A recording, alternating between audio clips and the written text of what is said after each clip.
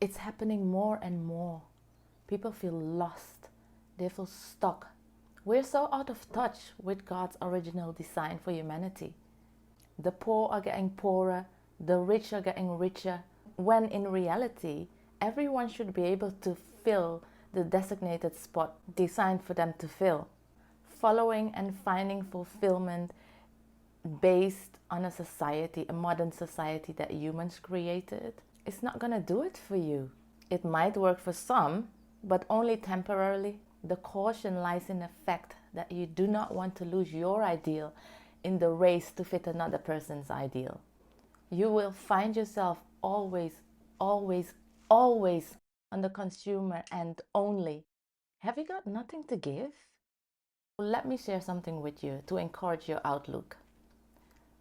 It is an illustrated story of Jesus, the parable of the talents. It's found in Matthew chapter 25, verse 14 to 19, and we will read it together.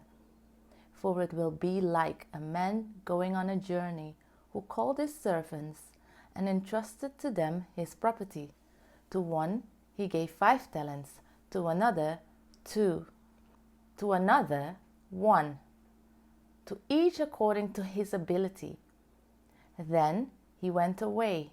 He who had received the 5 talents went at once and traded them, and he made 5 talents more. So also he who had the 2 talents made 2 talents more. But he who had received the 1 talent went and dug in the ground and hid his master's money. Now after a long time the master of those servants came and settled accounts with them. Key points to draw from. To each according to his ability. God gives to each of us. He gives to you according to your ability. He doesn't give according to any other factor than ability. You know, with humans, sometimes the factors are like, oh yeah, you have a preference for this person or that person. Maybe it's your friend, maybe it's your family. So you give them a bit more, you give others less. Whatever it is, that is not God. Every person equally gets according to their ability. So not equal amounts, but equally according to what you are able to do, what you're able to handle, what you're able to make profit from, what you're able to progress from. If you would have the ability to work with 5 talents, you would receive 5 talents, like we saw in the Bible verse. My ability might just be 1 talent, and that simply means that is what I am able to use to create from, to render progress or profit from. Either way, the principle stands that both of us will have to render the same duty, the same sincerity, the same faithfulness, and whatever else that is necessary to put our ability to good use. Think of it this way: an apple tree has the ability to produce apples. A pear tree has the ability to produce pears. Neither of them is able to produce each other's fruit though, right? An apple tree cannot produce pears, and a pear tree cannot produce apples. Both must bear fruit according to their ability. So if you have an apple tree and it doesn't bear your apples, is it then an apple tree? Like, what is the point of the tree? It's just a tree. But then you can't call it an apple tree anymore?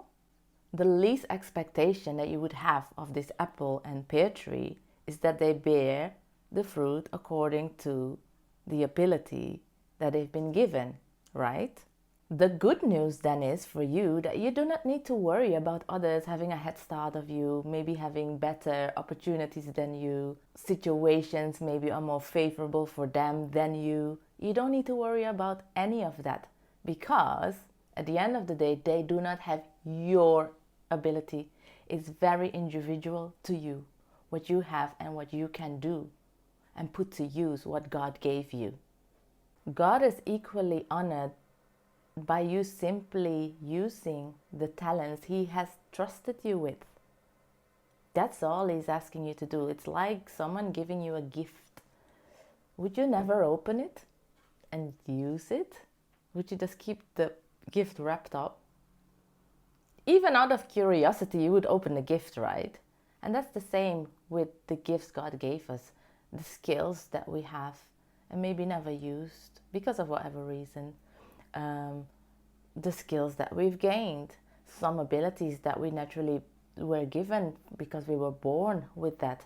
Whatever it is, whether it's a learned ability or an ability that you've had from birth, it is a gift, and there's a reason why you have that gift, why you have that ability, and a reason for you to put it to use. And it doesn't matter if it's something great or if it's something small. God expects returns according to that a man had, and not according to that he had not. That is in 2 Corinthians chapter 8, verse 12. The next point that I would like to highlight is the behavior of the servants. The talents, however few, are to be put to use, but the question that bugs most of us is, how much have I received? How many talents have I got? Oh, what we should really be concerned about is this question: what am I doing with what I have received?